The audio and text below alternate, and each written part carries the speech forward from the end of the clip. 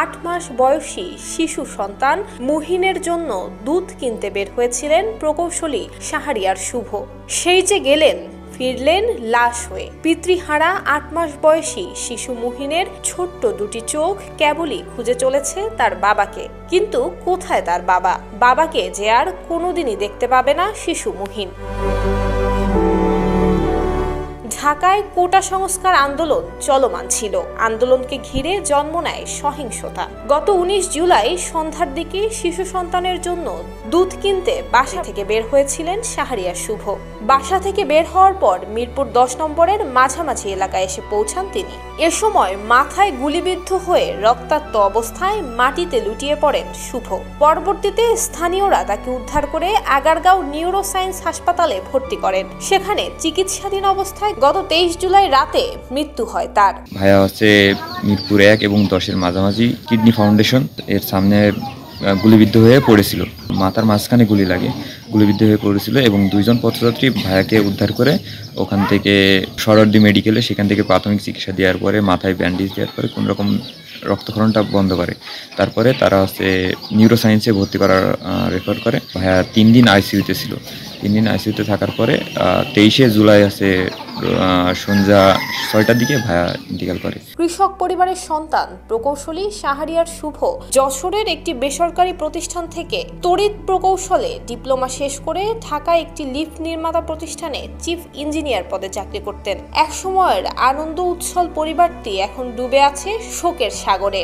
শুভর বাবা আবু সাইদ জানান, গত 19 জুলাই সন্ধ্যায় বাড়ির একটি পাঁচিল নির্মাণের জন্য ছেলেকে ফোন করেছিলেন। এরপর থেকে ছেলের ফোন বন্ধ পান তিনি। এশার নামাজের পর জানতে পারেন ছেলের মাথায় গুলি লেগেছে। ঢাকা থেকে ফোন আসছে, আমার বেটা ও বলছে, আব্বা শুভর গায়ে গুলি লেগেছে, শুভর গায়ে গুলি লেগেছে। ওই কথা শুনতে শুনতে আমার ঘরে থেকে বেরি আমার ওয়াইফে বলছে, এই শিখের বেড়া তো শুভর গায়ে গুলি লেগেছে। আর বেরি আকার খুব সেকেন্ডের মধ্যে রোডে যাইয়ে মেন রোডে যাই দেখছি লোকে লোকা। এদিকে পরিবারের উপার্জনক্ষম ছেলেকে হারিয়ে অসহায় বাবা মা এবং শুভর স্ত্রী। ছেলের কথা জিজ্ঞাসা করতেই হাউমাউ করে কেঁদে ওঠেন মা চম্পা বেগম। কথা বলার শক্তি হারিয়ে ফেলেছেন তিনি। নাতি মুহিনকে কোলে নিয়ে কেঁদে চলেছেন অনবরত। ভরণ ভরণ সব সেই করতো।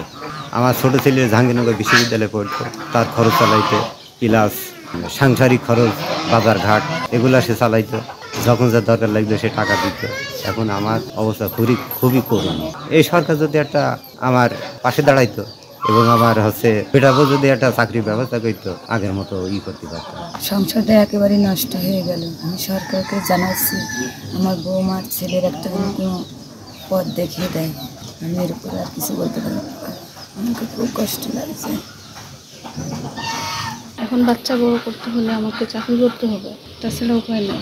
সরকারের কাছে চাওয়া, আমার যদি এখন একটা পার্মানেন্ট চাকরি হয় তাহলে আমি বাচ্চা সুন্দর মতো মানুষ করতে পারবো। একটা বাচ্চা রেখে এমন একটা দুর্ঘটনা, তো সরকার যদি একটু পাশে দাঁড়ায় তাহলে ভালো হবে। বাচ্চা শুভ যিনি মারা গেছেন অত্যন্ত অল্প বয়সে মারা গেছেন। ও খুবই একটা এনার্জেটিক ছেলে ছিল। এই পরিবারটা পুরো কিন্তু ওই দেখাশোনা করতো। পরিবারেরও সে যথেষ্ট হেল্প করতো বিভিন্ন সময় টাকা পয়সা দিয়ে সব। তার তো বাচ্চার বয়স খুবই কম, 7-8 মাস হয়তো বা বয়স হবে। তার ভবিষ্যৎটা একেবারেই অন্ধকারে নিমজ্জিত মনে হয়ে যাচ্ছে। ওর ওয়াইফ শিক্ষিত মানুষ, সেও মনে হয় সিভিল ইঞ্জিনিয়ারের উপর ডিপ্লোমা কমপ্লিট করেছে। তো বাংলাদেশ সরকারের কাছে আমাদের চাওয়া যে এলাকাবাসী হিসাবে ওর ওয়াইফের যদি একটা চাকরির ব্যবস্থা করে তাহলে হয়তো বা তার পরিবারটা আবার ঘুরে দাঁড়াবে, বাচ্চাটা মানুষের মতো মানুষ করা সম্ভব হবে। শাহরিয়ার শুভ নামে একজন মারা গেছিল ঢাকায়। ছেলেটা অত্যন্ত মেধাবী ছিল এবং সে পুরো পরিবারের দায়িত্ব সে একাই নিয়েছিল। বাবা মায়ের যেভাবে খোঁজ খবর রাখতো এটা অকল্পনীয়। সরকার যদি তার পাশে দাঁড়ায় সেক্ষেত্রে এলাকাবাসী আমাদের উপরে সন্তুষ্ট থাকবে। আমি আশা করছি যে সরকার তার পাশে দাঁড়াবে।